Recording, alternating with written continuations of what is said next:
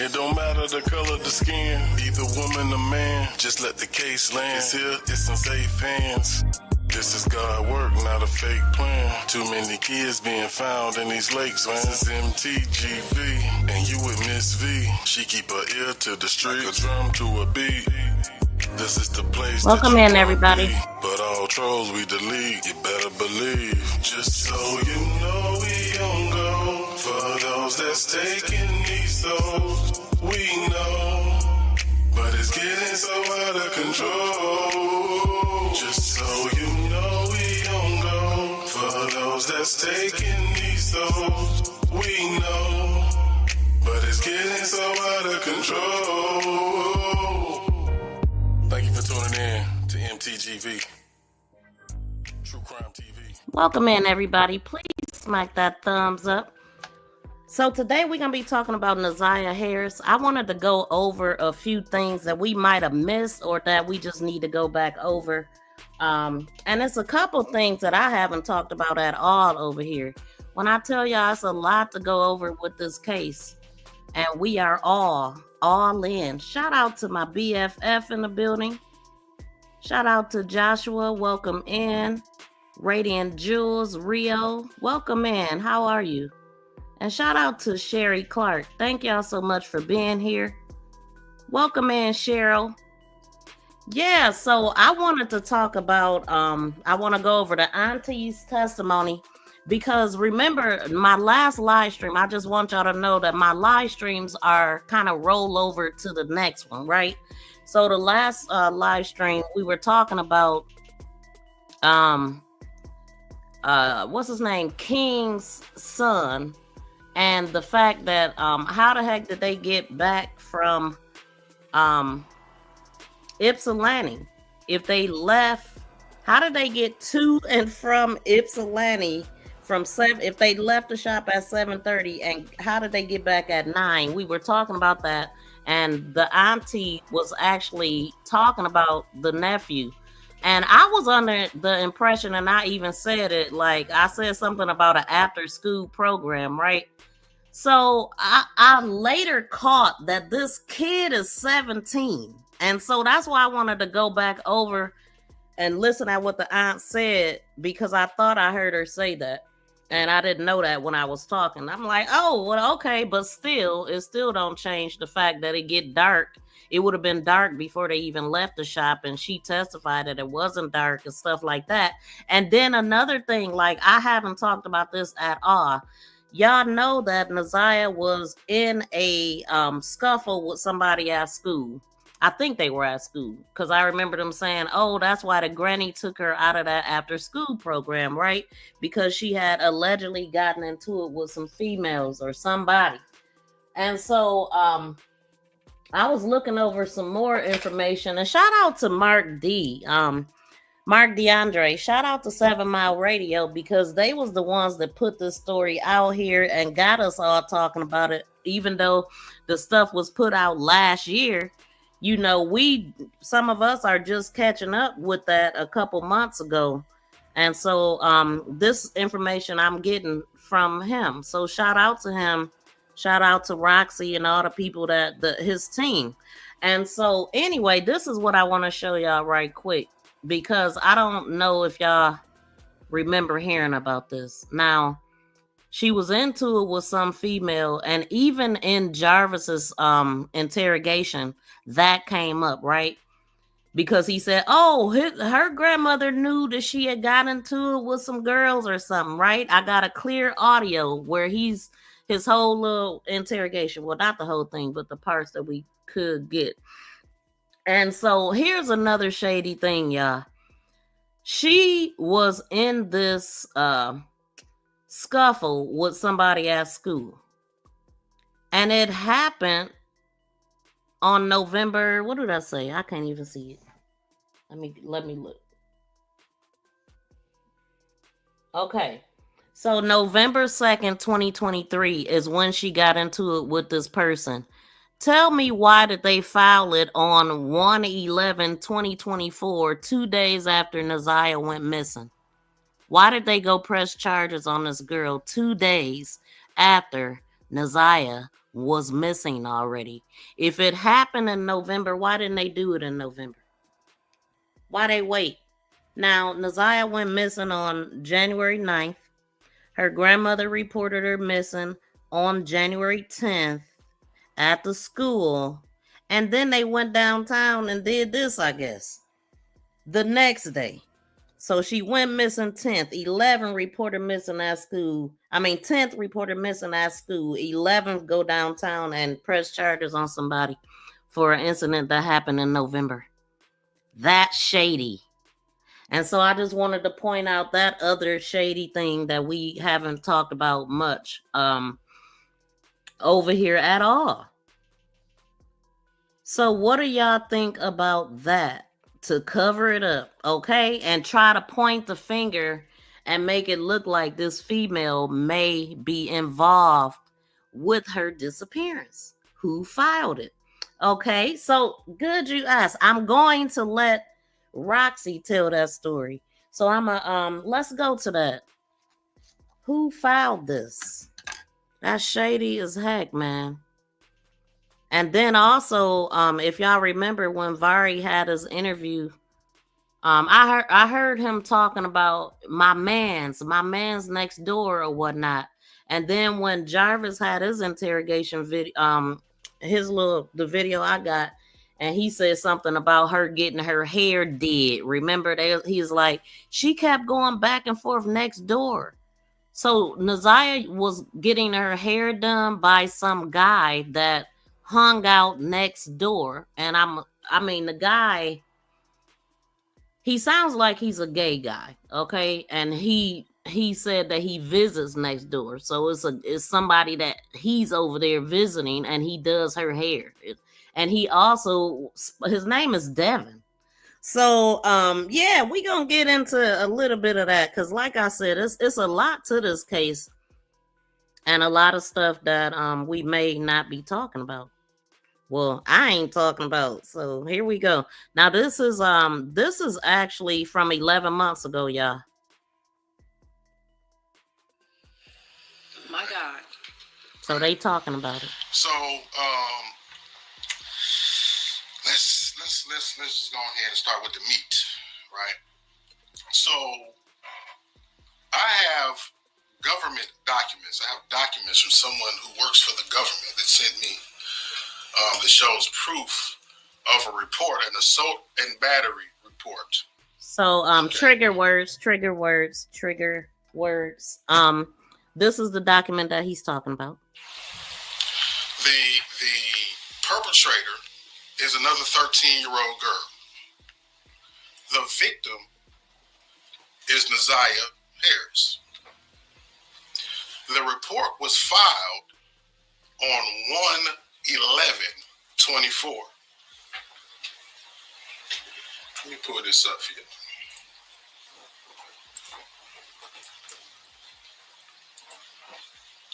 Now, I had to blur out some information because the person named in these documents is a minor. And once again, these are official government documents sent to me. Okay. Now, what you're looking at right now is the documents that show ZIYAH Harris as the victim. Let me zoom in on that for you.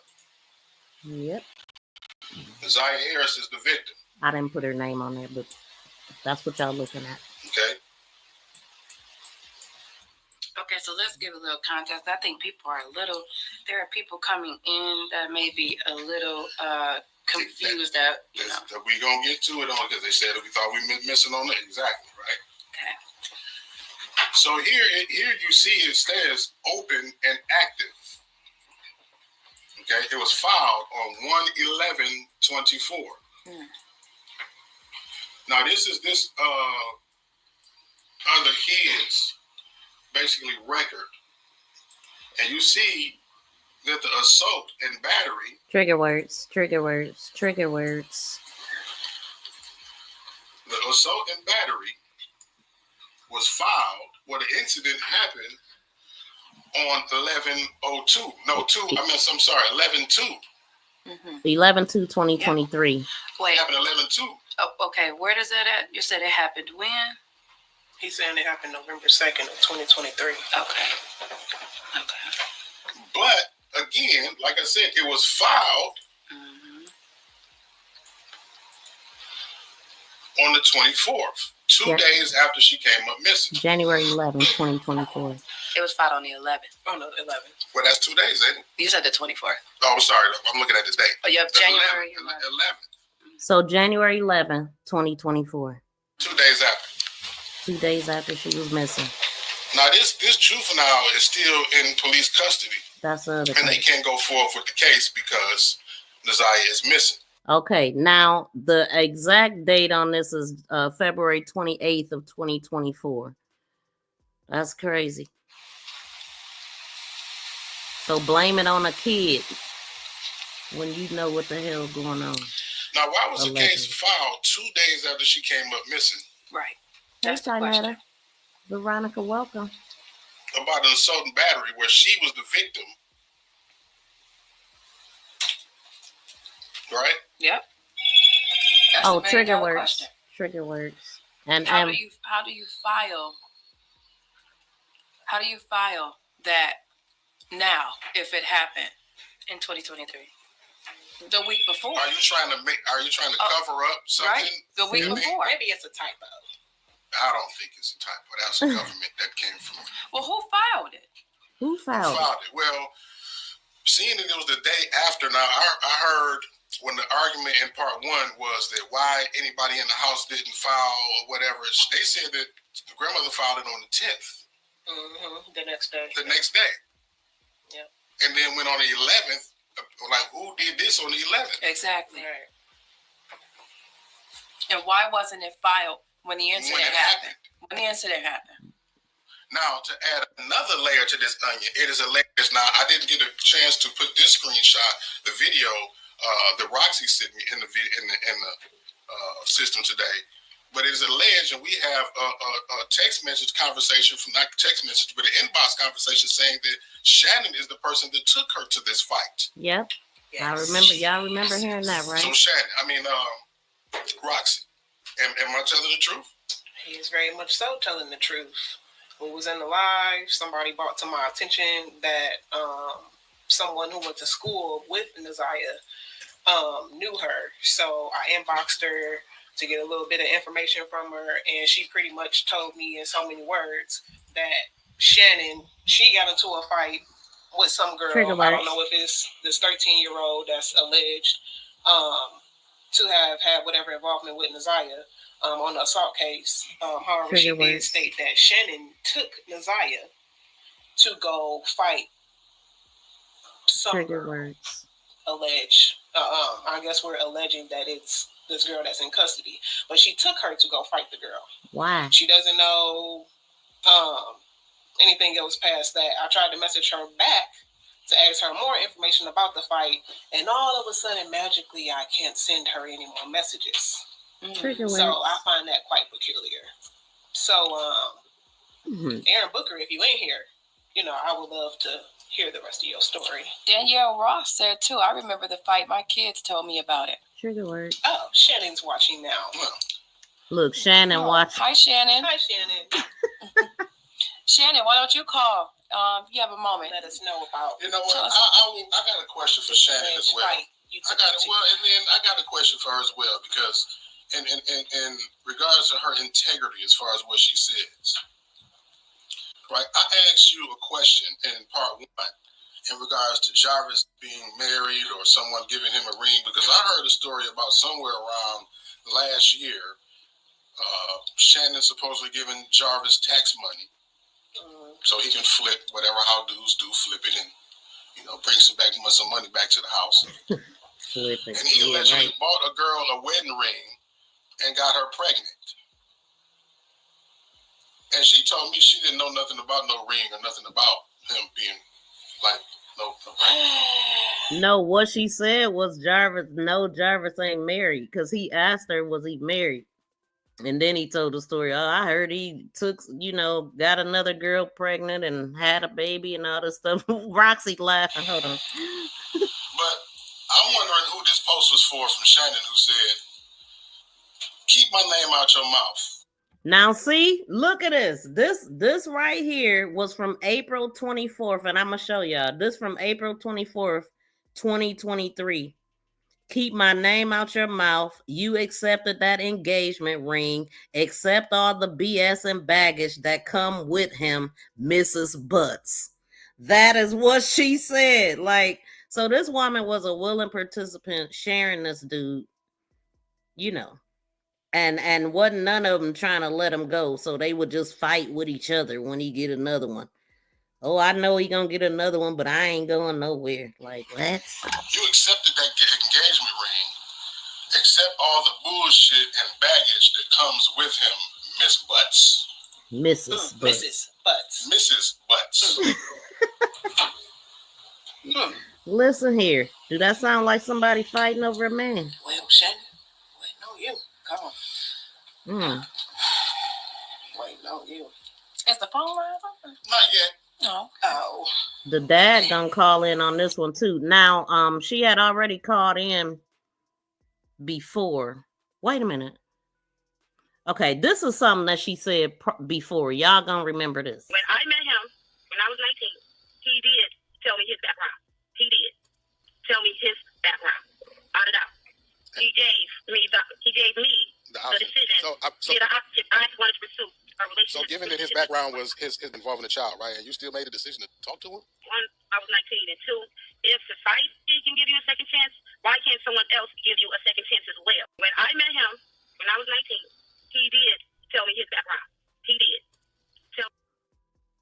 Why can't you give him another chance if society can? Because society ain't in your damn house and your kids are. You want to protect them. And because of what he did it again. Because that's just what he do. That's why you don't give people a second chance like this. Every day. They don't think that this is in the pit of my stomach of not knowing where my niece is. She's 13. I pray to God every day. Did she ever have a history of running away, leaving the house? No, she never ran away. For a period of time? No, she never ran away, never went nowhere. Like my mom, yeah, she is strict. My mom's running a tight ship, 10 by 10. You in school, you do what you're supposed to do, you come home. And then you get ready for the next day. Do you know a sister by the name of Tamara Liberty Smith? Tamara Liberty Smith. She's the police commissioner in District 1, I believe. No. You don't know Tamara Liberty? Well, she said that she spoke with you and your mother, and she said that y'all said, okay, well, we're not going to lie, that she has left before. No, we never talked to anyone besides the police. That's it. Every day. They don't think that this is.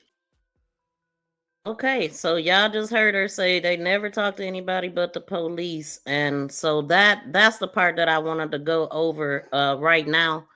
So, and we can go back to that video if y'all want to, but this is what I came here for, to go over this part. Oh. I'm gonna let you take the next part. I'm going to give you something to drink. I'm mad. For sure, baby. Right. She crying, whoever that is. So I got a special call that I want to make. Because I know Tamara Liberty Smith. Tamara, I'm not sure. So I want to make a call. Can y'all hear him? His mic low as heck. Line off right quick so we don't get no more callers. So this is the one that she set up there and said. Now, Tamara Liberty Smith, she is like a police commissioner, and she was actually in one of the first press conferences. She's been very instrumental in the case. She works with the police. I seen her with the mother whose children froze at that casino. She was sitting with her too. And so he's gonna call her.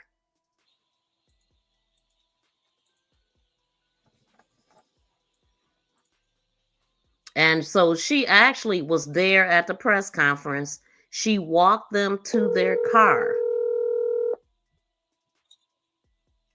And that's when she allegedly told her that. Hello.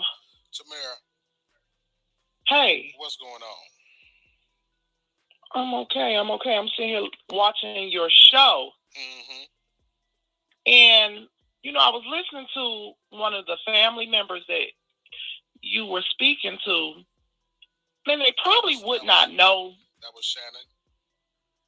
Okay, and she was the one who I'm assuming did the press conference with us a few days ago? Yeah. Okay. Oh, so at the time, y'all, it was just a few days ago. So she literally lying. Like, how you forget you said that? So maybe she wouldn't know my name, but however, I did walk them to the car. I don't know these people from a can of paint. Right. I don't have to lie. I have the same dealing with anyone with something like this that's going on in the community. A child is missing and has been missing for well over a month.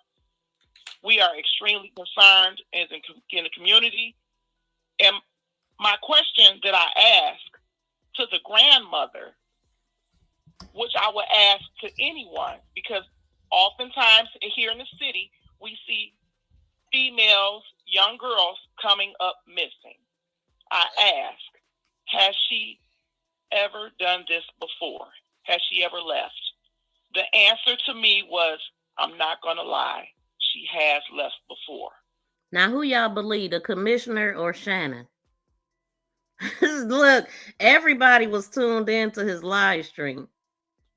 So, yeah, that's what she said. I have no reason to make anything up. I don't know these people.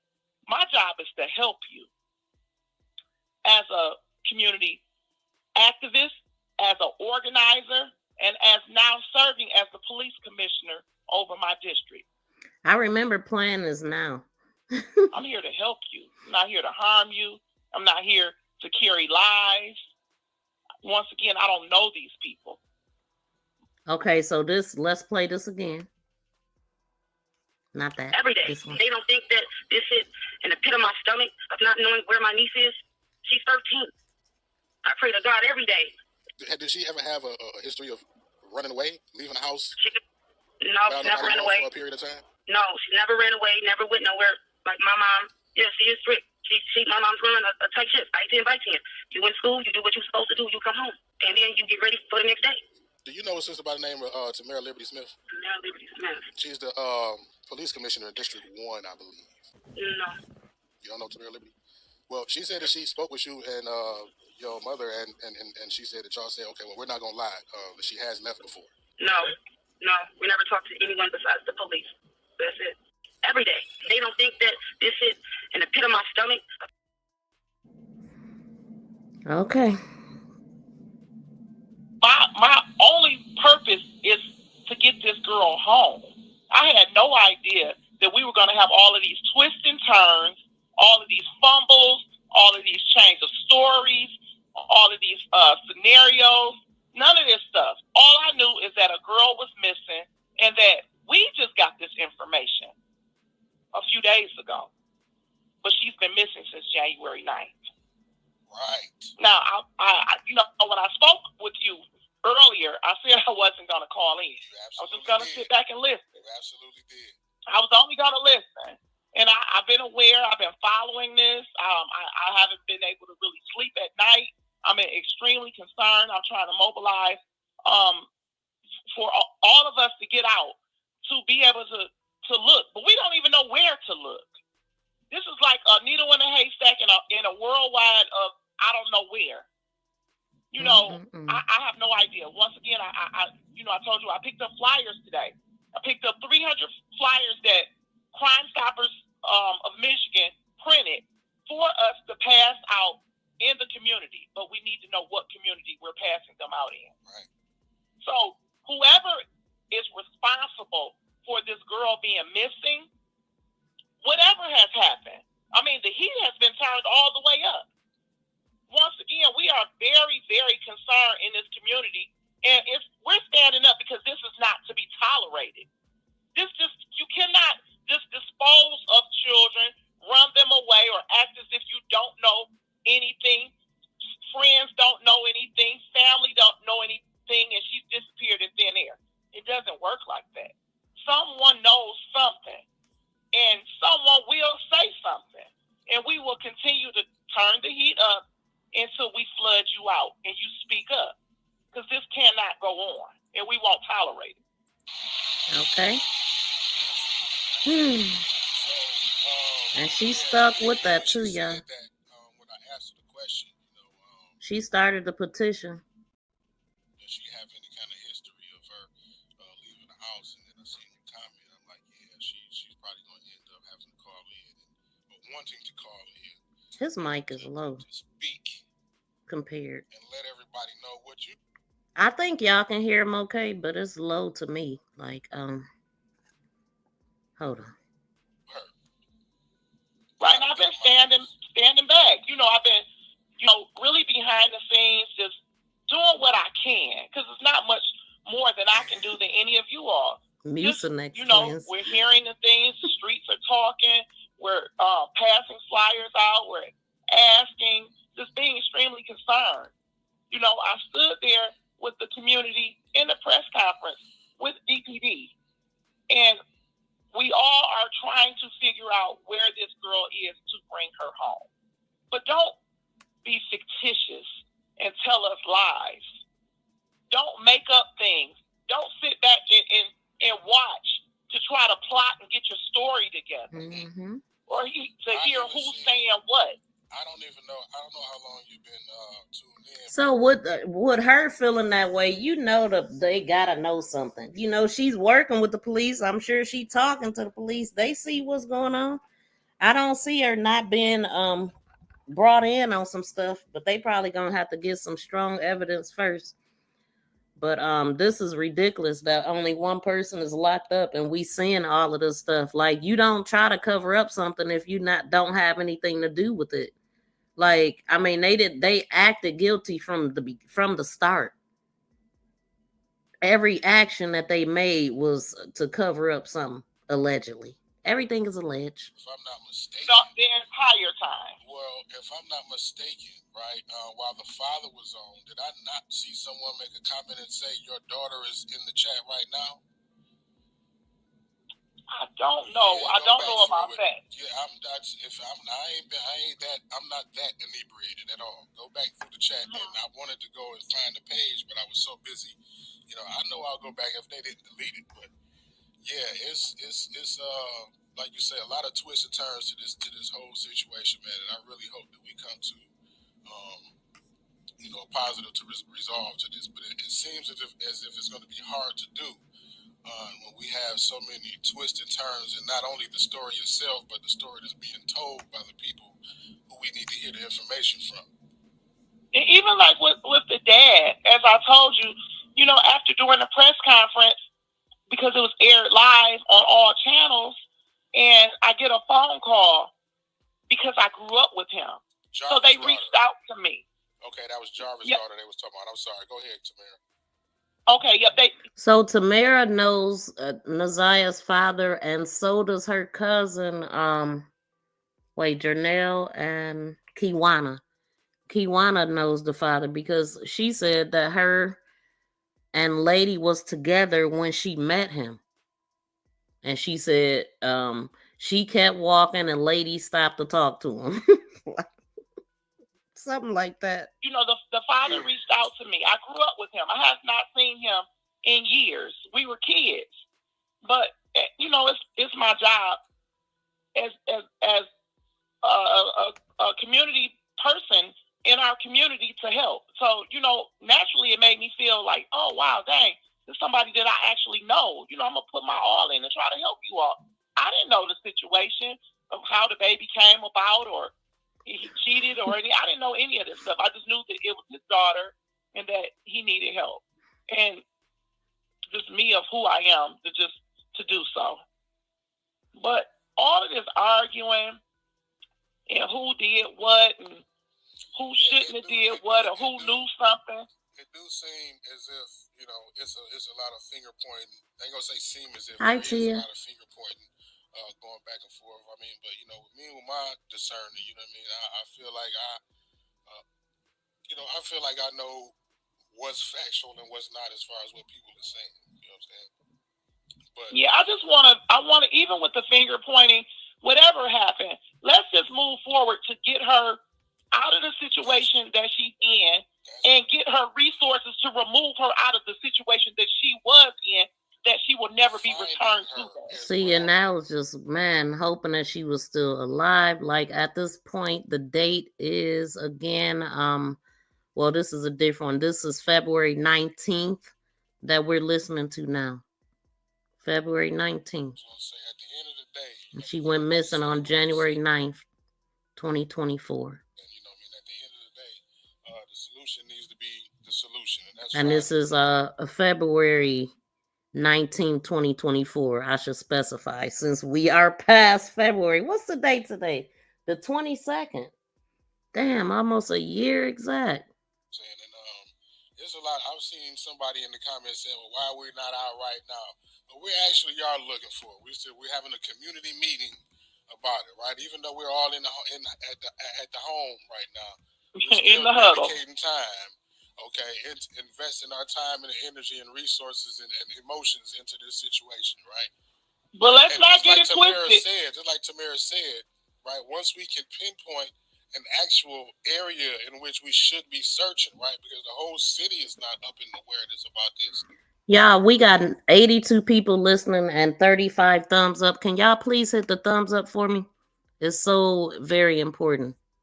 To hit the thumbs up, you double tap the screen or you hit the 3 dots in the upper right and hit the thumbs up. Please smack the thumbs up, y'all.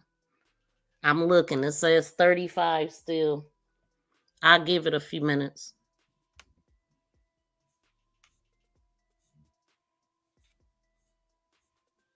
Please subscribe and press that notification bell and thumbs up. Please subscribe and press. Thank you for sharing. Thank you for sharing. Thank you for sharing. For sharing. For sharing. For sharing. Thank you for sharing. I don't want nobody fucking with me in these streets.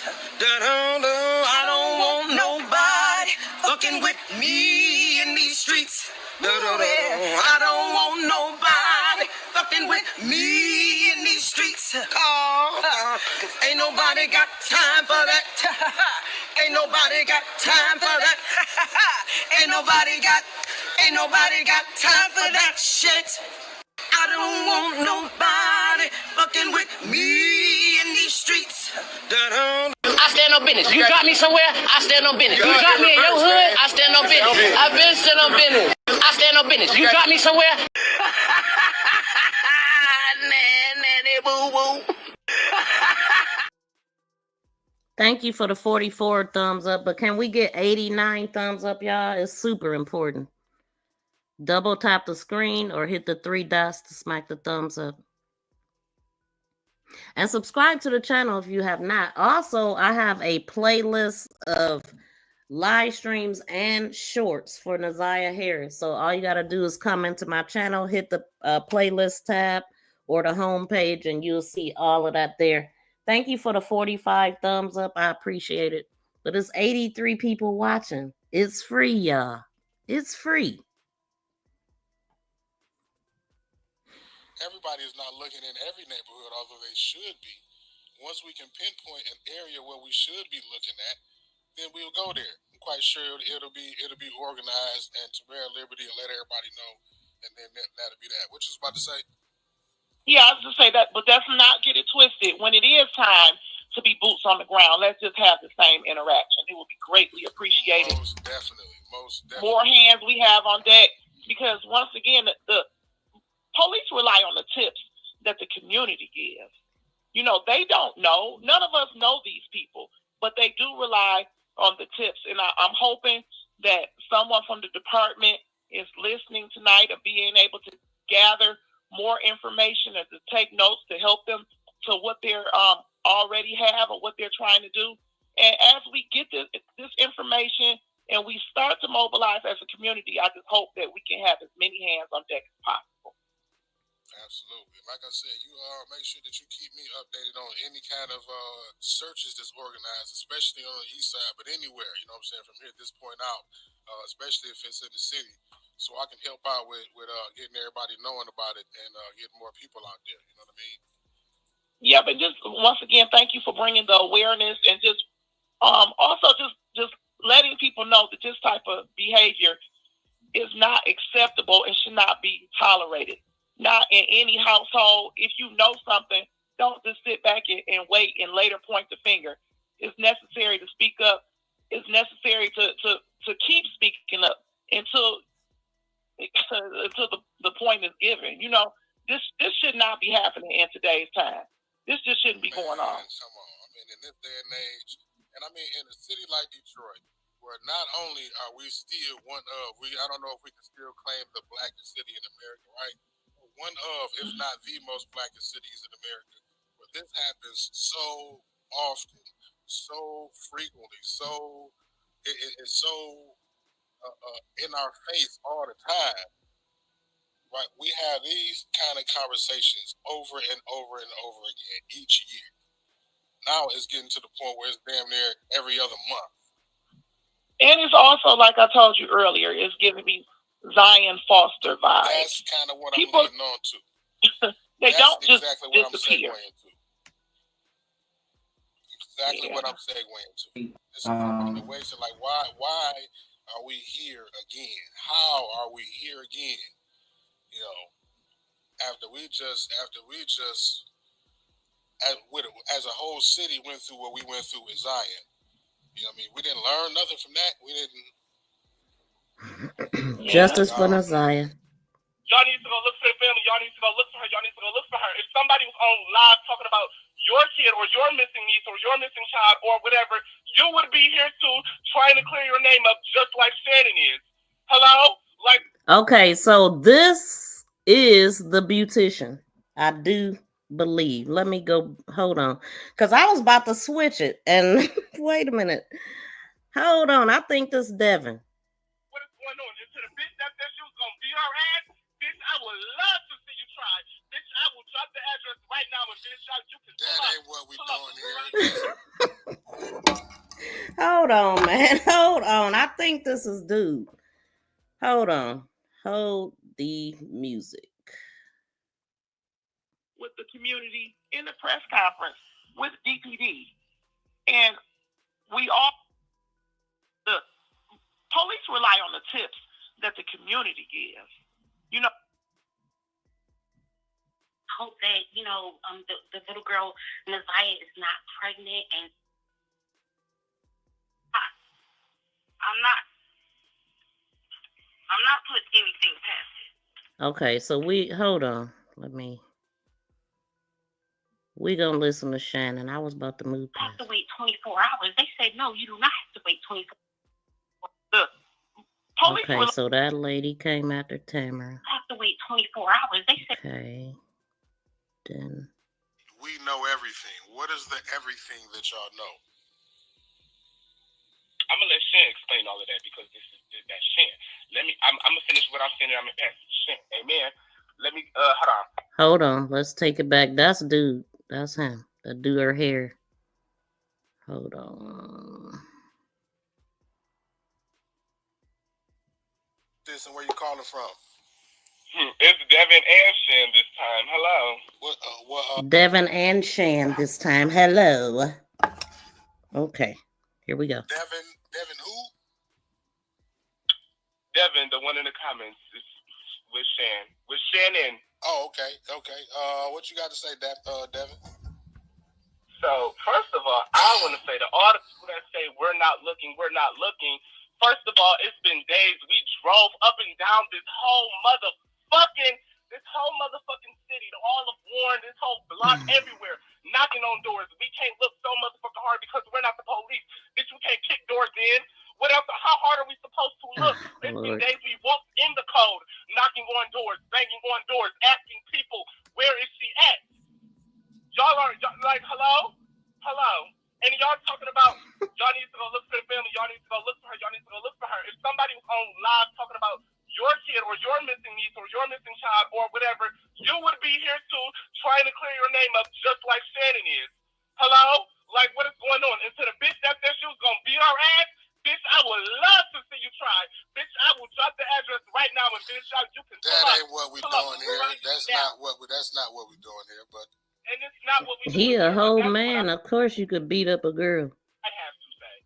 That's what I have to say because that's what she has to say, so that's what I'm going to say. And she's the one that keep getting on the phone and that keep lying. We know you're lying. We know you're lying. So stop it. Stop it. Stop. Because we know everything. And to the one you said, the one. Wait. Wait. When you say we know everything, what is the everything that y'all know? I'm gonna let Shannon explain all of that because that's Shannon. I'm gonna finish what I'm saying. I'm gonna pass to Shannon. Amen. Let me hold on. This is Devin. This is Devin that was on. He was in the chat with Shannon. And so he feel the need to defend her, I guess. And he also does Naziah's hair. At some point, they gonna say that. I'm about to say before you said it out. And the Sarge that you said, nobody ever asked that question. Shan even said that. Nobody asked him that. They never said that. Nana, like she said, Nana runs a tight ship. A tight ship. The only time I see those kids outside is when they take that trash out. Okay, so y'all just heard him say the only time he see him is when they take the trash out. So he's contradicting what Shannon says, and they gonna actually point that out. I guess we gonna listen at this now. When they take that trash out, doors locked by 8:00. You said the only time you see the kids is when they take the trash out. Burl. And when they play in the backyard. Trash out, he only see them outside when they take the trash out and when they're playing in the backyard. Although we have seen pictures of them in the street, taking pictures, dancing, just having fun or whatnot. Only time you see the kids is when they take the trash out and when they play in the backyard. Yes. Where are you in proximity of the kids to see them other than them taking the trash out and playing in the backyard? My best friend lives next door, so I be next door, and Nana lives next door to where I be at most. Okay, so he visits the next door neighbor, and this is the same next door that Vari said he was at when he came outside and told his sister to get the heck up out that van or the car with a grown ass man. Remember? He said that him and Naziah had got into it a little bit about that. And that's what he was referring to when he was like, even when we had our little spat or whatever, we still got cool after that. This is what he talking about. This is his mans and them that live next door. These guys. Okay, well, you say that you only see them when they're taking the trash out or playing in the backyard. What is that saying? That they're always confined into the house? That they're always gone? That's not. No, that's what I'm just saying. Well, what was the point of expounding on that? That's what I'm trying to. No, because y'all are saying that they. How am I supposed to put this? Hold on. It's a lot. You messing up, ain't you? Like what? A lot of shit going through my head right now, and y'all are saying I've heard things like they're stuck there. They can't leave the house. They never go outside. They don't. Well, hell, him saying that he only see him outside taking out the garbage or in the backyard don't help that point. They don't do that. It's all of this. It's all of that. Abuse this. Abuse that. Trigger words. Never that. Devin. Never that. Jeez. It's nothing like that. Nothing like that. What is it like? Y'all are speaking on things that y'all don't know about. Tell us. That's what's getting me. That's what's getting me. So now, do you know Jarvis? Okay, not sure. Personally, I never spoke to that man in my life. I know of him, but I've never been in his presence. I know of him, but I've never spoken to him. Okay. All right. Well, so his only point of getting on here was to defend Shannon. I guess is there something else that you want to say besides, I guess, rebutting the things that you've seen in the comments in regards to what? Yeah, no, I'm good now. I'm passing it to Shannon. Yeah. All right. Well, okay. All right. Well, okay. No, I had another caller coming in, but go ahead, Shannon. Let's see what you got to say because you had something, I believe. Okay. First off, what I meant or what you guys wanted meant to say or whatever, but this is what I said. Okay, can y'all hear this okay? Everybody want to talk low. Whatever Jarvis okay, speak did up. or allegedly did, I don't know. I really don't know. And yes, I did have 5 kids. But wait, stop right there. Hold on, Shannon. Stop right there. Because you said whatever Jarvis did, you really didn't know. But when I asked you earlier if you knew Jarvis was a trigger words registered sex offender, you said when you was 19, he explained to you his background. Yes. So did you not know, or did you know that he was? No, I'm talking about with my niece. I don't know, but yes, Jarvis told me. We already heard this part. Okay, so that's all I wanted to hear. Even though we didn't get to the part about, do y'all want to hear this?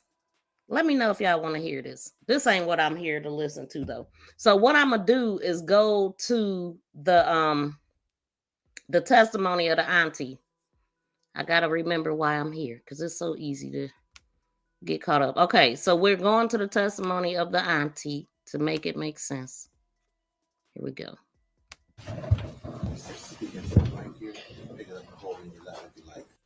Okay. Thank you. Could you state your name for the record? Talasha Moore. And, excuse me, Ms. Moore, I'm going to ask you a couple questions, but first I want to ask you, do you know someone by the name of Cordell Wright? I do. And how do you know Mr. Wright? He is the father of my nephew, my son. See, she said it that quick. That's really all I needed to hear. But look, so I was gonna say this is coming from a channel called Justice is a Process, and they had quite a bit of the footage from the court that you couldn't find other places. So here's where she said Talasha Moore. And excuse me, Ms. Moore, I'm going to ask you a couple questions, but first I want to ask you, do you know someone by the name of Cordell Wright? I do. And how do you know Mr. Wright? He is the father of my nephew, my 17-year-old nephew. 17. Oh. So I didn't catch that at first. Look, it was right quick in there. I didn't know that. I wasn't looking for it when I listened to her testimony the first time.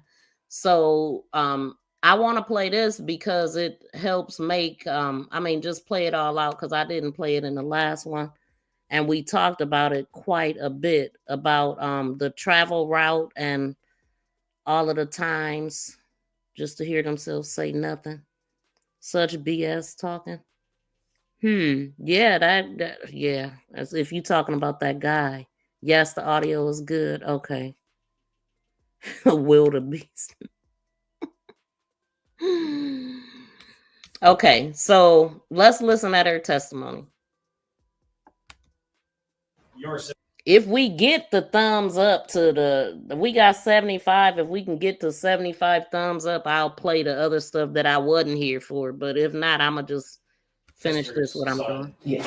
Gotcha. And is that how you met Mr. Wright? Yeah. Or your sister? Yes. Okay. And in what context is your relationship with Mr. Wright? How did you know him? Did he ever do anything for you? Things like that. He fixed my mother's car. He worked on her car. Okay. And what kind of car does your mother drive? A red Jaguar. And what's your mom's name? Jacqueline Campbell. And going back to January of 2024, where were you living at the time? Not your specific address, just the city. Ypsilanti. And who else lived with you in Ypsilanti? My mom and my son. Okay. And would Mr. Wright ever come out to Ypsilanti to fix your mom's car, her Jaguar? Yes. How often did he do that? Like a couple times, at least 2 times. And was that around January of 2024? That was the last time. In January was the yes. last time? And when he would go out there, would he bring anyone with him? This last time he did. What about For the prior? last 2 times. So before January 9th, him and someone else came, and then on January 9th, they both came. Okay. And the person that he brought with him, do you see that person in the courtroom today? Yes. And could you point to him and identify a piece of clothing he's wearing? Well, I can only see the top of his head right now. Are you 100% sure that it's that person? Could we have everyone remove their masks, Judge, just for a brief moment? If everyone in the courtroom could remove their mask if they have one on, please. Ms. Moore, do you see the person that Mr. Wright brought with him? I do. And could you point to him and identify a piece of clothing he's wearing? A green one-piece thing. For the record, the witness has identified Jarvis Butts, the defendant in this matter. So reflected. Thank you. And you said Mr. Butts came out how many times with Cordell? At least 2. So this last time in January and the time before that. Okay, and the time before that, who was anyone else with the two of them? No. And what were they doing the time before January 9th? Working on the car. I can't remember. It was a couple of things they had to fix on it. And they came out and did it in the driveway. And Sorry. No. I was just gonna say the last time when we got the car towed to the shop and they drove it back up. Okay. And so in between the most recent time before January 9th, the Jaguar, correct me if I'm wrong, was towed to Detroit? Correct. Okay. And then on January 9th, did you see that red Jaguar again? Yeah. Okay. Who brought that Jaguar out to Ypsilanti?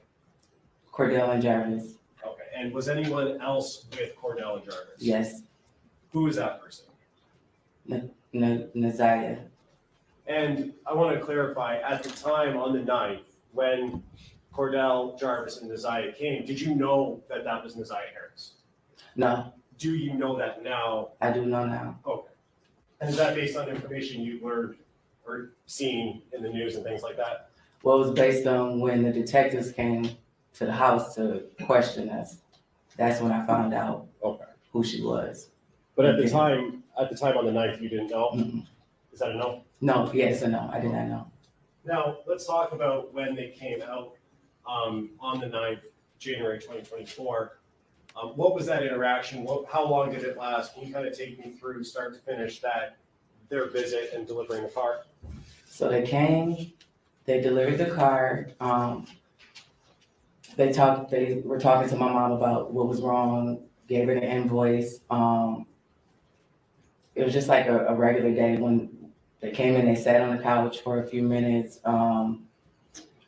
ZIYAH was sitting in the chair by the TV. We spoke, very brief. Asked her if she wanted something to drink. She didn't. My 6-year-old son ran up to her, the dog. It was just very mellow. So I just want to point out that ZIYAH had left school. I mean, she got off the bus. They picked her up.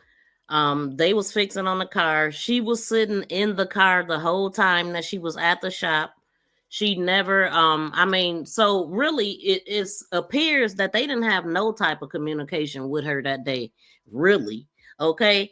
Now I know like when you fixing something, you could go back and forth to the car, but I don't know if he did or not. So technically she sat in that car from 3:00 all the way until they went to Ypsilanti, went to Ypsilanti and, what's his name? Cordell King. He said that Jarvis drove the Jaguar and she rode with him. So then they would have communicated then, her and Jarvis. But King said that once they got in the car, they just drove. He had the music on. It wasn't no talking. And that was that. So as I'm talking, I'm thinking about like the route that it would have took them to get from that house back to Detroit. And she could be anywhere along that stretch. Because ain't nobody see her no more after that. Besides, after this woman, after she left the house, didn't no other person see her. So they could have just, soon as they left there, they could have got rid of her. And then came back in town without her and stuff, which is why they were searching all out in Ypsilanti and everywhere else. because they following his phone pings. And I truly feel like he did something shady with that phone.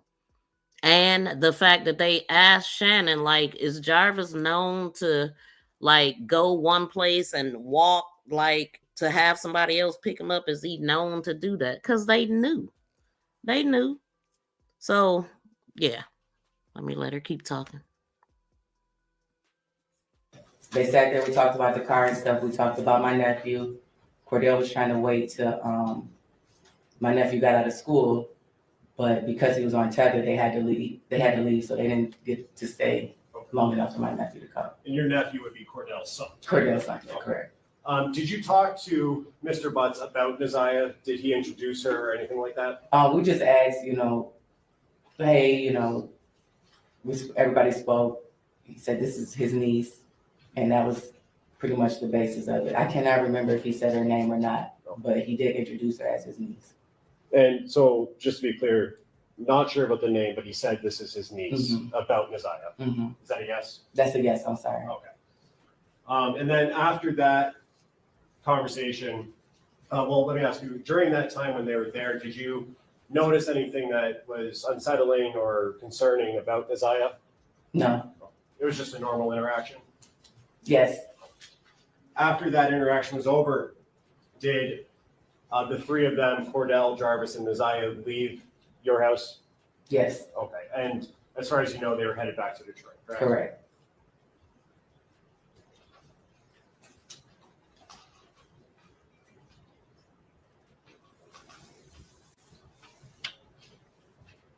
When they left, whose car were they leaving in? Cordell's truck. And all three of them were in the same car? Yes. And you said that they were delivering the Jaguar to your mom or to your house, correct? Yes. Did you see them pull up? Do you know what the driving and seating arrangements was? I do not. I have nothing further to say. Thank you, Russ. So it's the cross that's gonna ask the questions we want to know. His side answer the question. So you're technically not related to Cordell, right? Correct. That's just the uncle. I'm sorry, he is the father father of your nephew. Okay. How would you say your relationship is with Mr. Wright? It's cool. Like, no issues. You got along with him well? Mm-hmm. Okay. Yes. And you know Cordell worked as a mechanic? Correct. Okay. And how long has he worked on your vehicles? Was this something new, or had he worked on your vehicles previously? I think he might have changed the oil on one of my cars a couple years back, but not that frequently. Okay. And you knew he had did you know he had a shop that he worked out of? Yes. Okay. Had you been to the shop? Yes. Okay. And you said that there was a time prior to January 9th that he came up and worked on the car, correct? Correct. And you said that my client was with him that time. Correct. Do you recall when that was? It had to be in the summer. I cannot recall the exact date. But it was summer of 2023? Yes. Okay. And that was the first time you had seen Jarvis Butts? Yes. Did you say anything to him that day? Yes, The we first talked. time? Yes, we talked about me being a member of Zeta and that he had a cousin or somebody that was a Zeta. I'm sure he was lying. We all went to O'Reilly's to get some parts or something for the car. Okay. Stopped and got something to eat, came back, but it was very mellow, like. So that summer of 2023, you had a fairly decent conversation with them, correct? Correct. And it lasted for a period of time, correct? Correct. So on January 9th, when you saw him, you knew who he was. Correct. You had recognized him because you had spent time with him, correct? Correct. Okay. So you had the car, and you knew that he was partnered with Welcome in, Cordell at the Frank. shop, correct? Correct. Okay. So On January 9th, approximately when did you have the car towed down to his shop?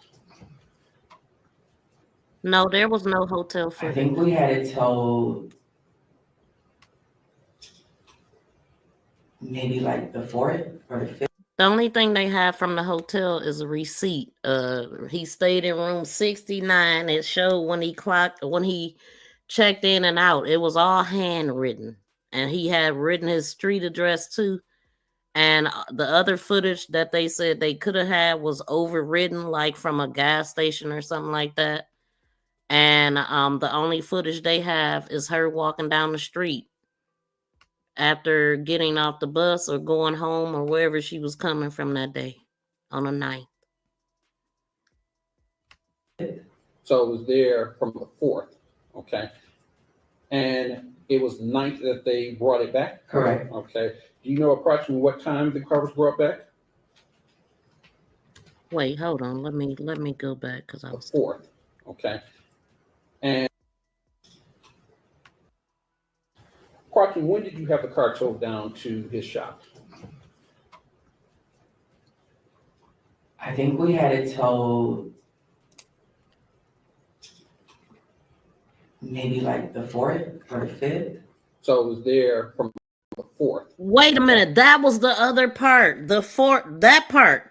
I forgot about that, y'all. Now, that car had been sitting there from the 4th or the 5th. Why did they pick that day to actually do the car? Why do we think they picked that day to actually work on that car? Because that's why I wanted to listen at it again. I didn't know to listen for that before. That car had been there for days. And they fixed it on the 9th, same day he had court. Why would you pick that day? But anyway. Deal at the shop, correct? Correct. Okay.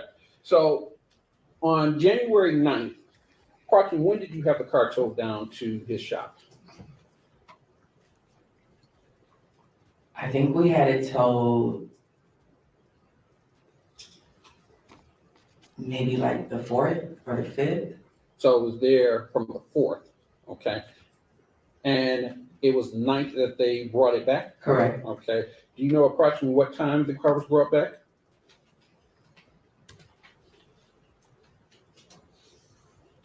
Had to be before 3:30 p.m. Y'all hear that? It was 3. Oh, no. Then she gonna It had change to it be to 5. before 5:30 because my sister got off work at 5:30. So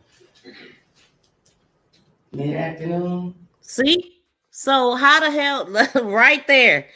She said 3 something, then she said 5. Either way, both of those days would have been light outside. This is the same day that what's his name? King said that they left the shop at 7:30. His sister testified that she was at the shop that day because Jarvis had to fix her car and she told the wrong time, but then her phone told the right time. His sister was there from 3:45 until 5:16. So it ain't no time difference. So even her time is a little off. If we going by the sister's time is calculated by her cell phone. So we can believe that. Either way, y'all, it ain't looking like they left the shop at 7:30 like Jarvis said. I mean, like King said they did. Because it would have been dark already. And there's no way he would have made it to Ypsilanti 30, 40 minutes there and back and got back by 9 for his tether. He actually said they got back before 9 because they had, I think he said about 8:45, he had time to split the money and all that. He said when he left, Jarvis was still there. He did not see him leave, although Jarvis's phone was clocked at a woman's house at 9 o'clock, which means that could not have been correct. These people lying. Somebody lying. Okay, let's go. That's crazy. Okay. But you're not sure the exact time. I'm not sure the exact time. Was it light or dark outside? It was still light out. Still light out. It was still light out.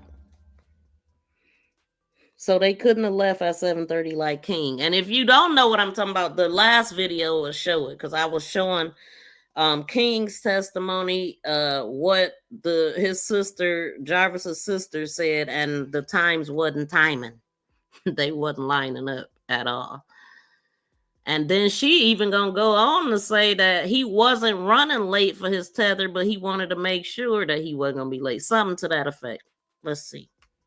And they came up, they pulled the Jaguar in first, the driveway. Correct. Right. And then Cordell's car was behind us. I believe so. Okay. When they pulled up, did you see them exit the vehicles? No. Okay. So you don't know who was driving what? I don't. Okay. So at that point, they came into the house, correct? Correct. And did they all walk in together? Or yes. Okay. So Cordell came in, followed by Jarvis. Correct? I bet he got more than 2 phones. I can't tell you the exact. I don't know. I don't know if ZIYAH walked in first or if Jarvis walked in first. Okay.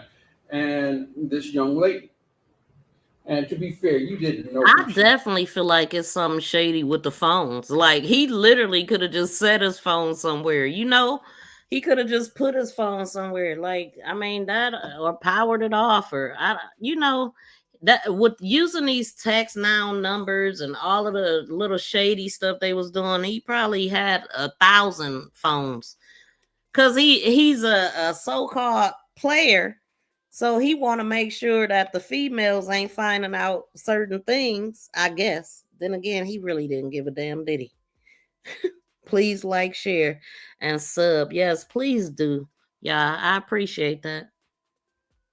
The reactions, yes. On the right, yes. Any engagement, y'all. So we got 79 people in the building and only 58 thumbs up. Thank you for the 59 thumbs up. I'm definitely getting out of here after this. It's really discouraging not to be able to get the thumbs up because it's so important and it's free. Do you recall what she was wearing when she came? I think she had on a jacket. But I can't really. Don't recall? No. Okay. Do you recall what any of them had on that day?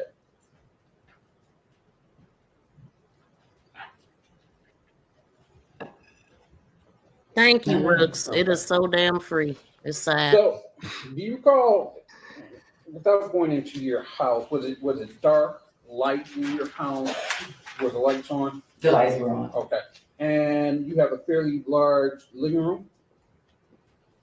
Yeah. Okay. So when they came in, you said that ZIYAH sat next to the television. So yeah, like if when you're coming in, there's like a red cabinet type thing. The TV sits on top of it, and then there's a chair right, like a chair sitting right next to it, and that's where she was sitting. Okay. And when she came in, did she introduce herself? She did not. Okay. So she came in, sat down, right? We offered her to seat. Like, came in, Cordell said hello. He was doing most of the talking. Jarvis said hello. Said, this is my niece. Then was like, y'all have a seat. Okay. Cordell sat on the couch. There's a couch this way, and then a long couch this way. I'm sorry, go ahead. And I was just gonna say, I believe that they were both on this couch. ZIYAH was in the chair, and me and my mom were on the longer couch. So your mom was there? Yeah. Correct? All right. And you all were conversing, correct? Correct. And it's fair to say that you weren't conversing with ZIYAH, correct? No. You were conversing with Jarvis. I'm sorry, you were conversing with Cordell. Cordell and Jarvis about the car and the invoice that they brought. All right. And you said at some point your son came up and was talking with ZIYAH? Correct. Okay. And how long did this conversation last? Like all of our conversation? Right. How long were they there? Probably between like 30, 45 minutes. Okay. Maybe an hour. And while they were there, you didn't notice anything, and I think you already mentioned this, you didn't notice anything out of the ordinary, correct? Correct.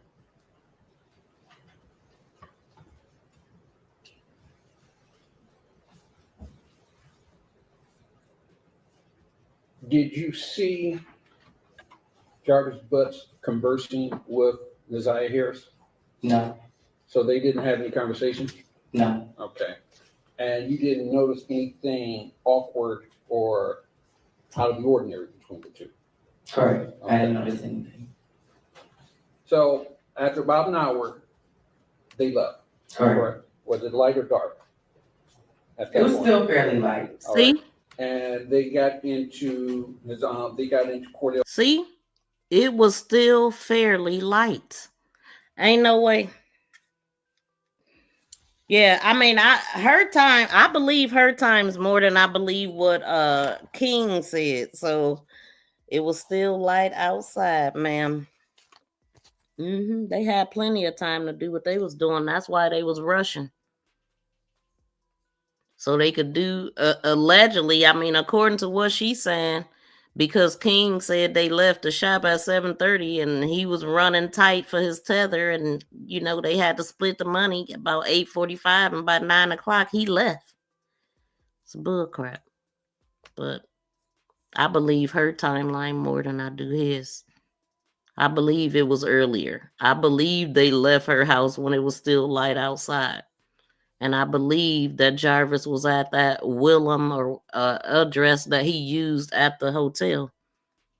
Where was Naziah when he was at that other woman's house? I don't believe Naziah made it back from Ypsilanti. But I don't know. But I mean, why was he so adamant on her being with them that day? Because he knew they was going to drive a far distance and they wanted to take her somewhere far. That's what I think. Car, correct? Correct. You don't remember the scene, I think you've already No, said I do that. not. But was Cordell driving? Correct. Okay.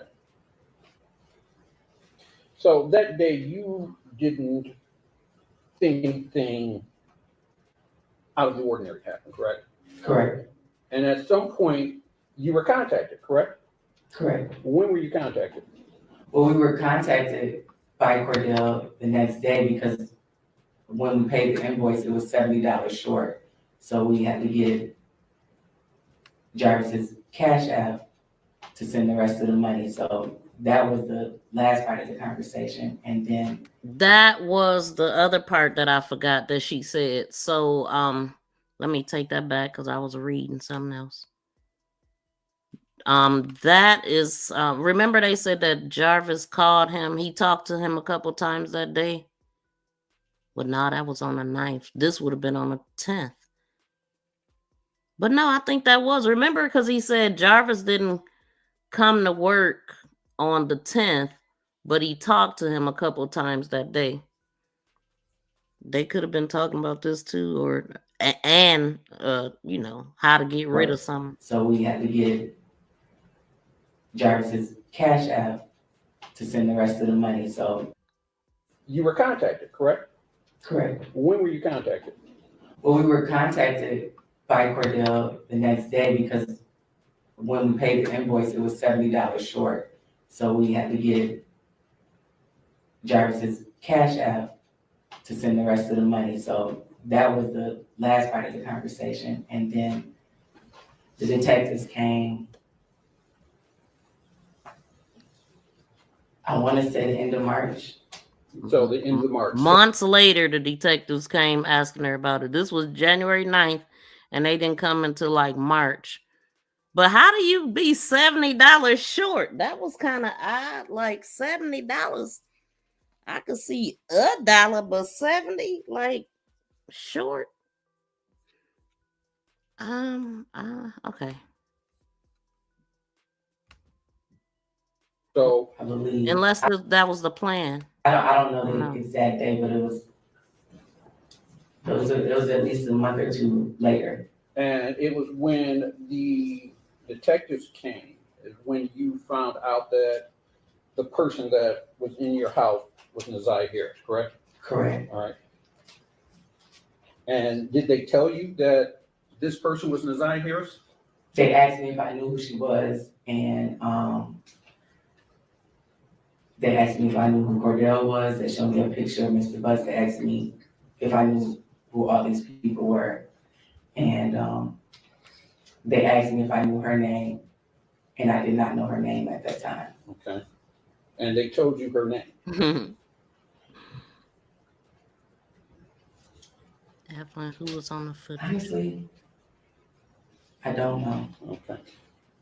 And at any point, did you look up why they were there or look up any information about this case? Yeah, after they left. After. Yeah, I never, but how was she seen? I never said she was seen on footage in the hotel, but she was seen walking down the street on somebody's home cam. What is them cameras called? The Ring camera. She was seen on somebody's Ring cam. That's the only footage I know about. That's the only footage they told us about, and that's it. You would have thought that she would have been seen at the gas station, unless that gas station, yes, Ring cam, unless that gas station don't have footage. You know, the shop and stuff. Like, why didn't the shop have footage? Why didn't the gas station at the shop have footage? Because she definitely should have been on that footage. But then again, these little cheap stores and stuff, they overwrite the footage, and they re-record over the stuff. So this is months later, like just like she just said, they didn't question her to March sometime. It don't take no time for footage to be re-recorded over, so they probably could have got some footage if they would have acted faster. If the grandmother wouldn't have went to the dang on school to report her missing. After they left. Okay, and what did you look up? Objection, relevance. I just want to see where her information came from. The podcast, look, they gonna be talking about Mark right here in this part. I want to see. Like, don't be shading Mark. It kind of seemed like they the were shading. information that she had that he was going to her testimony. Go ahead. There's obviously there's podcasts out that are a bit unfavorable. Unfavorable. Well, I don't know. Okay, you don't know. See, and that's what I'm saying. The judge don't know nothing but what's in front of her.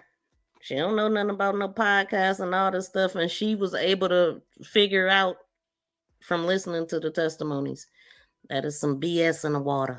Okay. What did you look up? I looked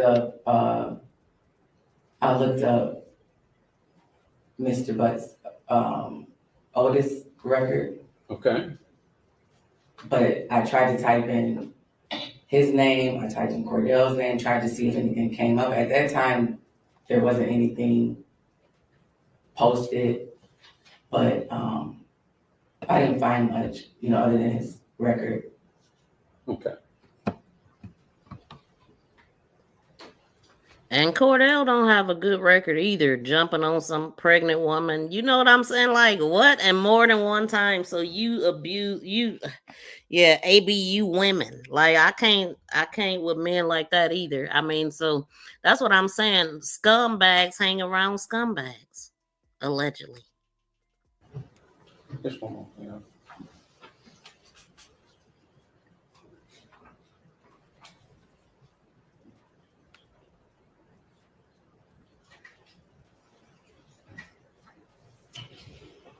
No further questions. We need redirect. Yeah, very Ms. Moore, Mr. Reagans was just asking you about information that you looked up and things like that. When the police were at your house, though, when the detectives were at your house, first, do you know if those were Detroit police officers? Yes, Detroit police detectives. Okay. And you said that they showed you a picture of, in court, you said ZIYAH, right? Say it one more time. They showed you a picture of ZIYAH at that time, correct? Correct. Did you identify that picture when the police were there as ZIYAH Harris? Did you say her name? No, I said that's the mechanic's niece. So just to be clear, you identified her as the girl that was at your house. Correct. With the defendant, Jarvis Fox. Correct. Oh. And that was before you had looked up any information? Correct, because I didn't know anything until the detectives came to the house. And while ZIYAH and Jarvis and Cordell were at your house, you said ZIYAH was sitting next to the TV? Mm-hmm. Yes. And did ZIYAH, during that 30 minutes to an hour, ever get up and leave, use the restroom or anything like that? No.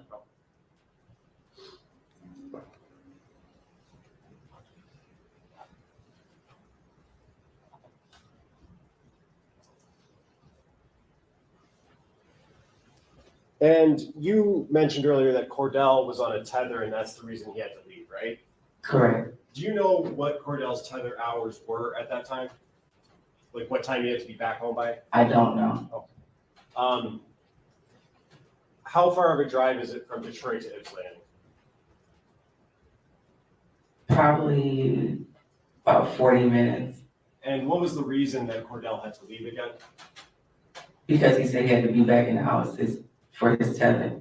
Okay, so did it seem like he was in a little bit of a rush to get back, or he was cutting it close maybe with that drive, 40 minutes? No, I think he had whatever he needed to do, and he just wanted to make sure he was in the city. See, I thought I remember her saying that. So he was in good timing, honey. He wasn't running late. He just wanted to make sure he wasn't going to be late. Okay, so, yeah, the math ain't mathing. It really ain't. 7:30. On time. But is it fair to say that he would have left somewhat closer to his cutoff time? If that's the reason he left, or that he said? Yeah, I object. I think that calls for speculation on her part. I was going to say, I don't know. I'm sorry. Do you want to respond? If she knows, I think it's a close call. If you know the answer. I don't. I don't know. I can't say. I have no further questions. Okay, you are done testifying. Thank you. Okay, so that is, I wanted to go over that, and yeah, y'all see, it's some lying, a bunch of lying going on.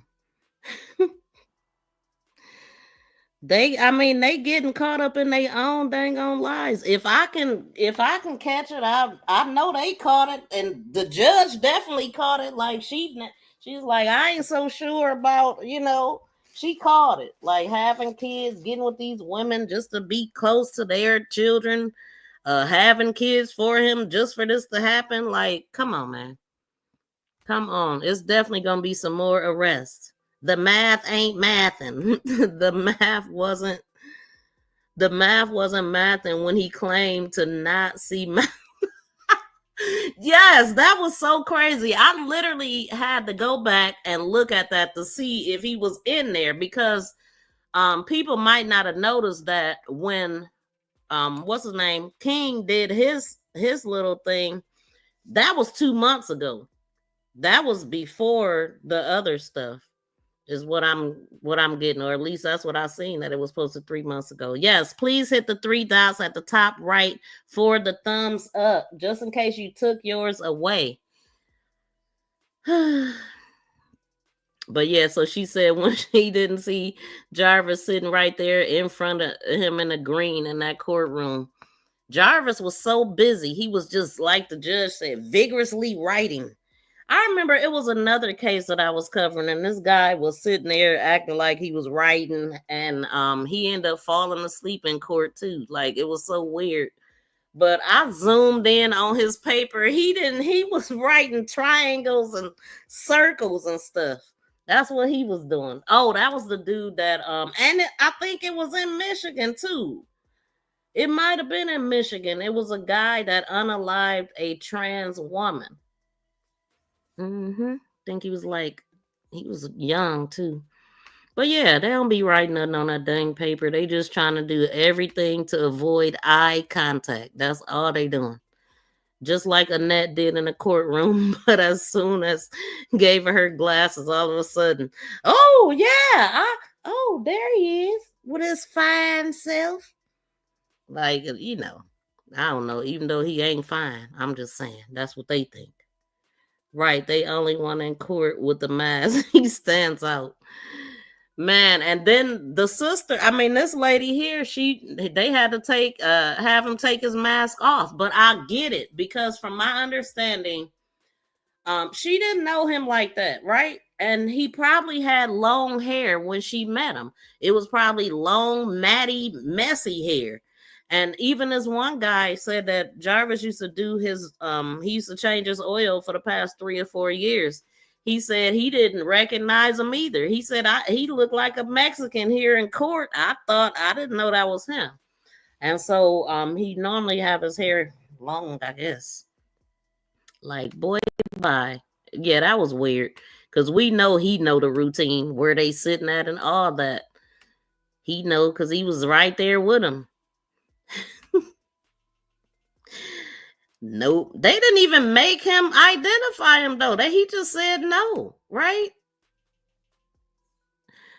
It's so heartbreaking they haven't found ZIYAH or her remains. Something is very fishy. Yes, yet they're saying that they know for a fact that she is no longer with us. And I just don't know how. I don't know. I can't wait till they tell us more.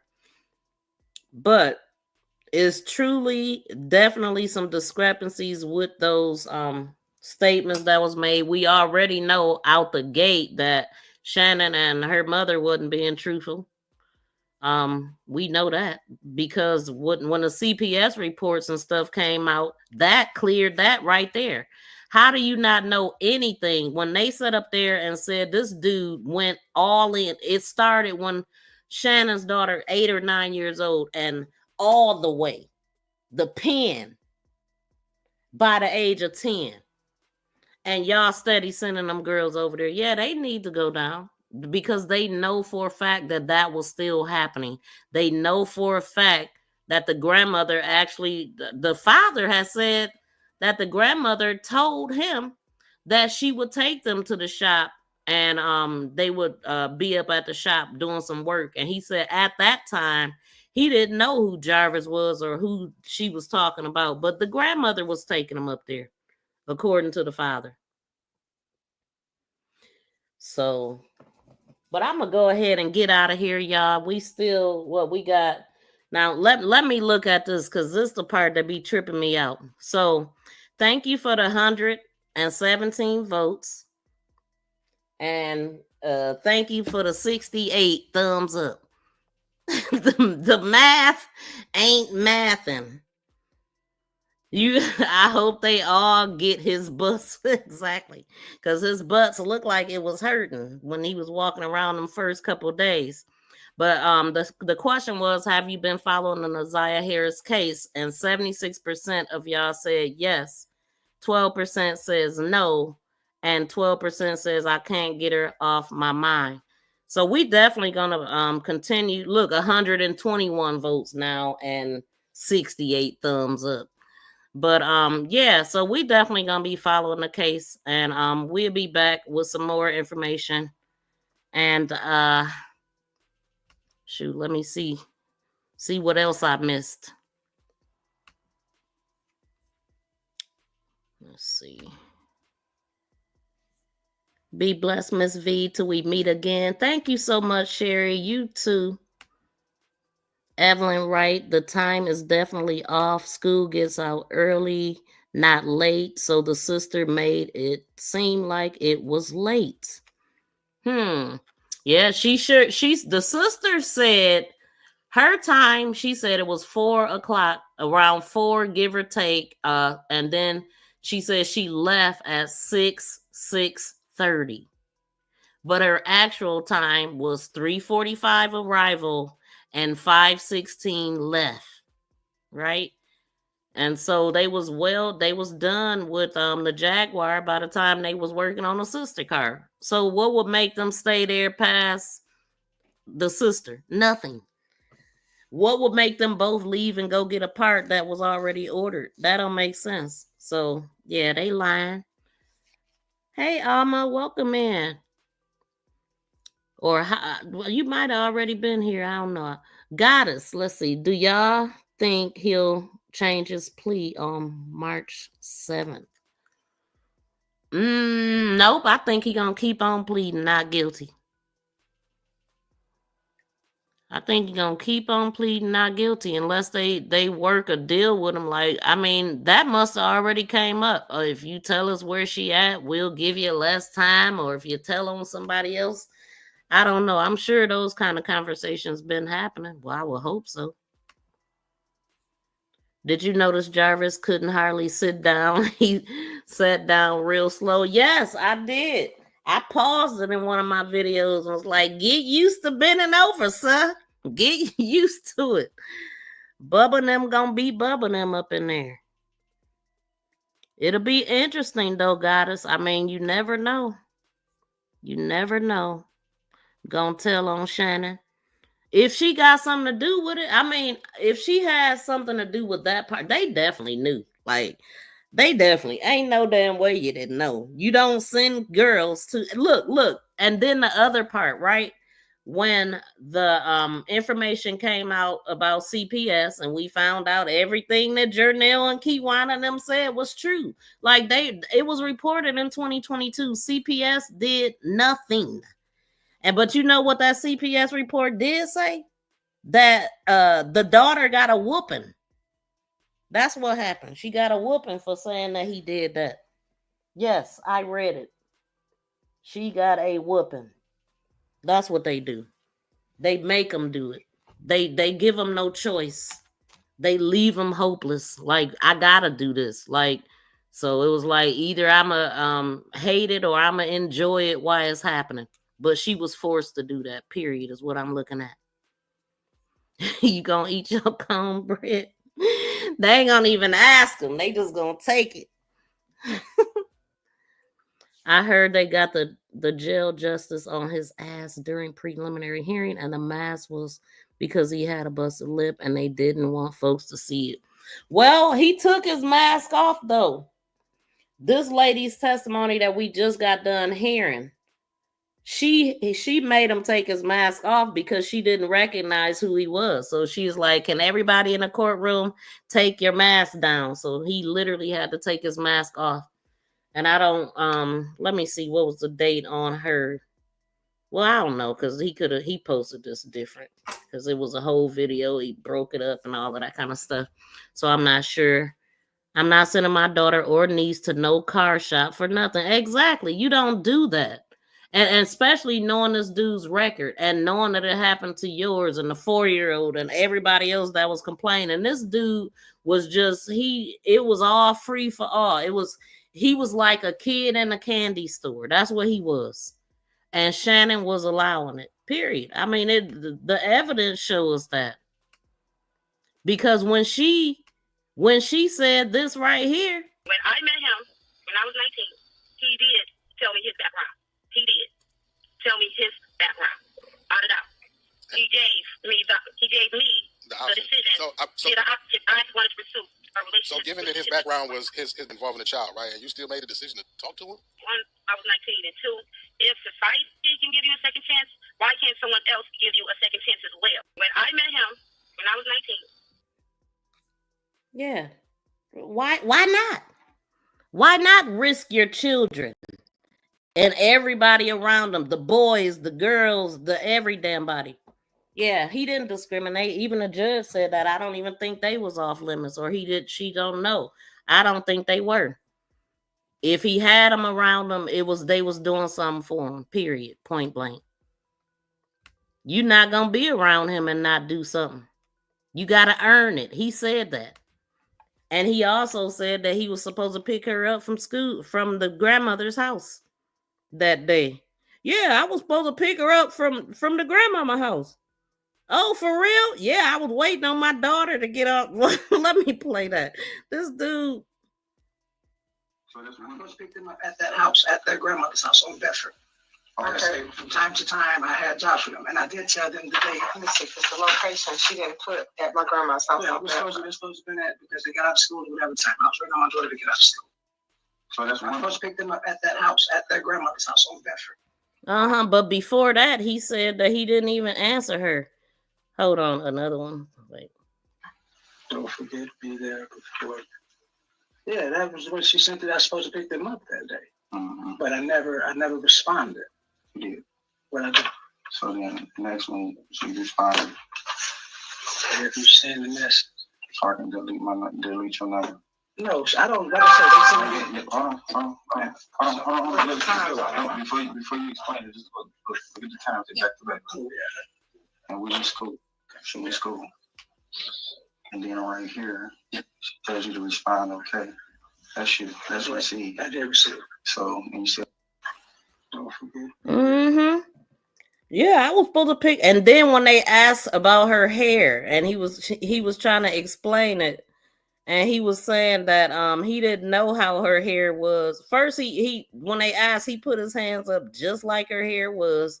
Then he turned around and said, "Oh, well, no, it was straight. It was straight braids." Then he was like, "Oh no, last time I seen her, she was getting her hair did. She was going back and forth with him, and yeah, some bull crap," he said. But he told on himself. And then Shannon told on herself too when she was talking about I'm gonna play it because let me see. Let me find it.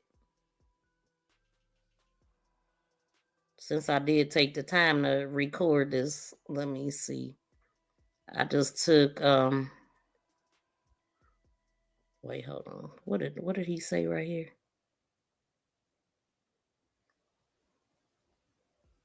Got the water pump on our way back from AutoZone. I believe we forgot something. So we ended up turning back around, going back to AutoZone. Grabbed whatever we forgot, came back.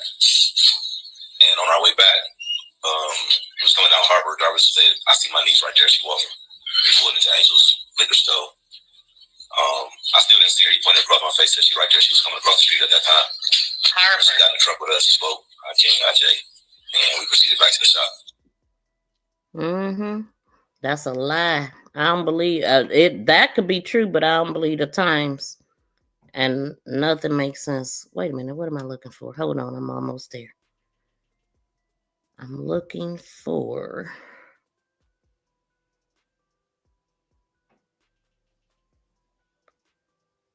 Here it is. I think.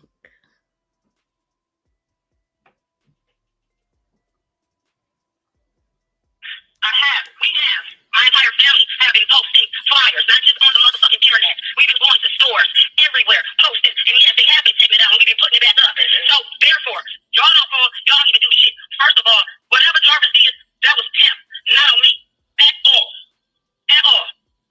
And yes, that might be my child's father. Yes, I do got 5 kids. Yes, my youngest is 1. Damn sure I'm not desperate. And first of all, rocks, don't ever call me a bitch, because I'm not one. And secondly, I have been doing my part of looking for my niece.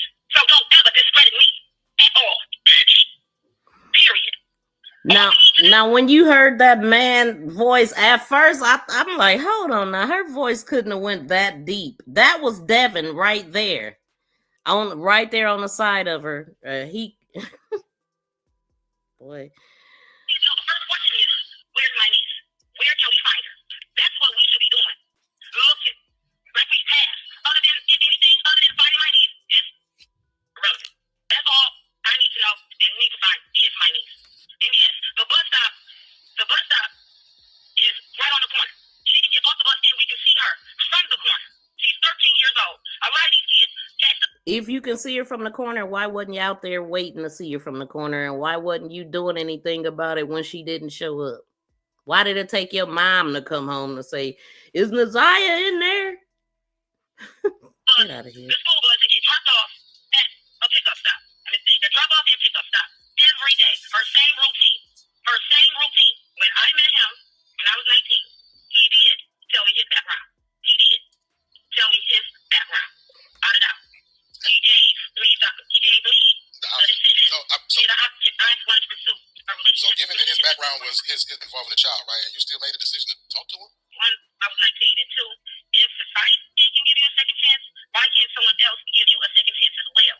Her regular routine is you go to school, she stay first after school, and then she come home.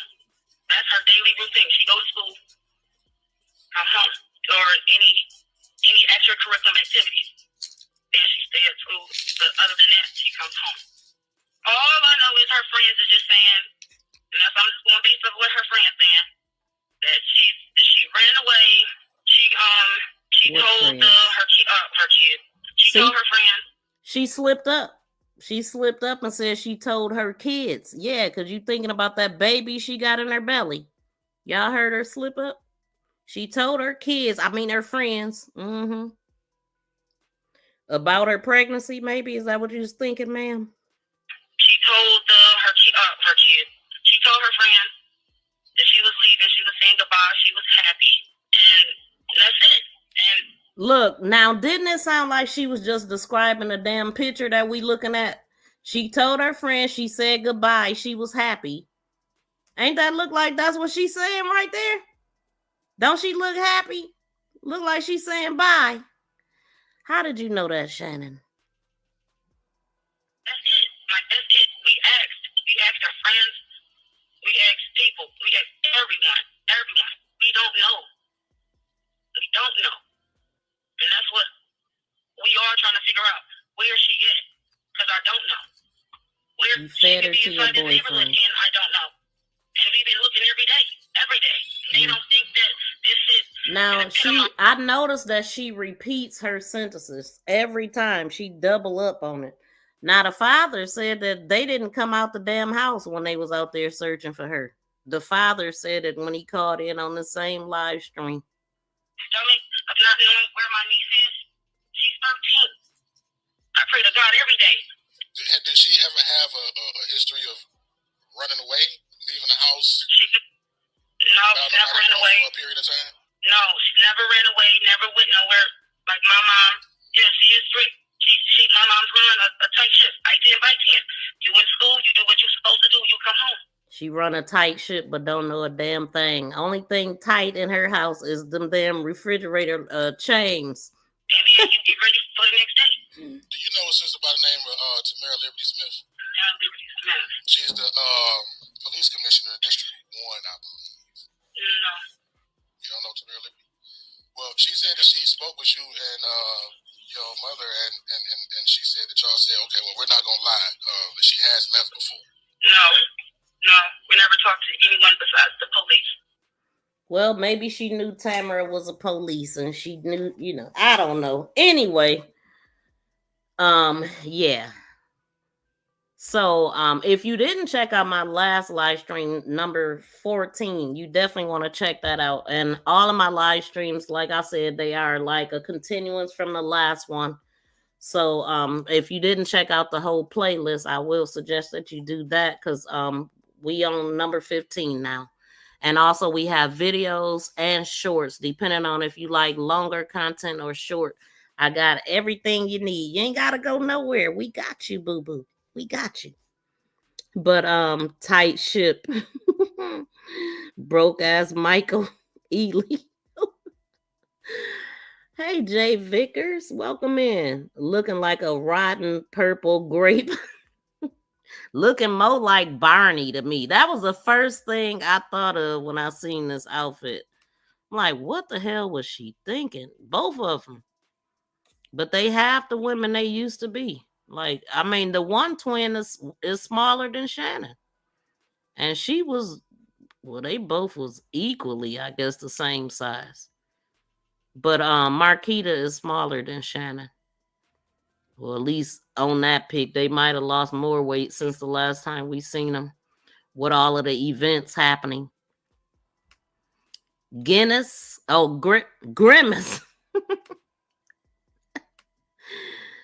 Grimace.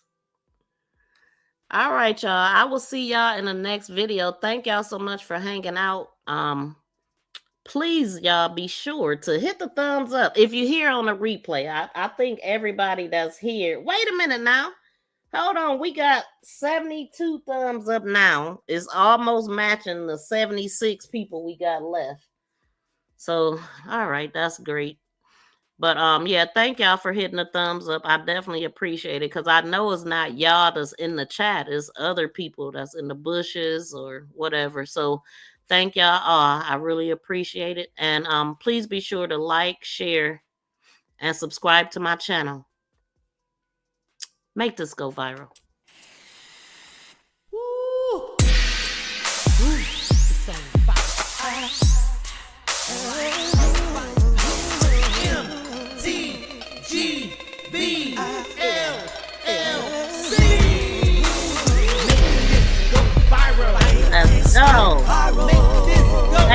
dropping that fire.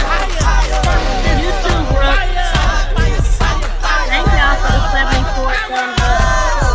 Oh, we got 76 and 78 watching. Y'all something else. Thank y'all. Thank y'all for tuning in.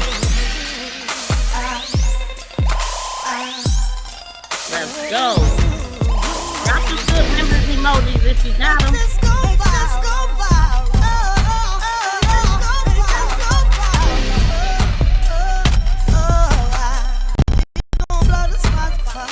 Damn McFlurry. MTGBLLC 78. Okay. Wow, we got more finally than we got watching. We can get 400 eventually.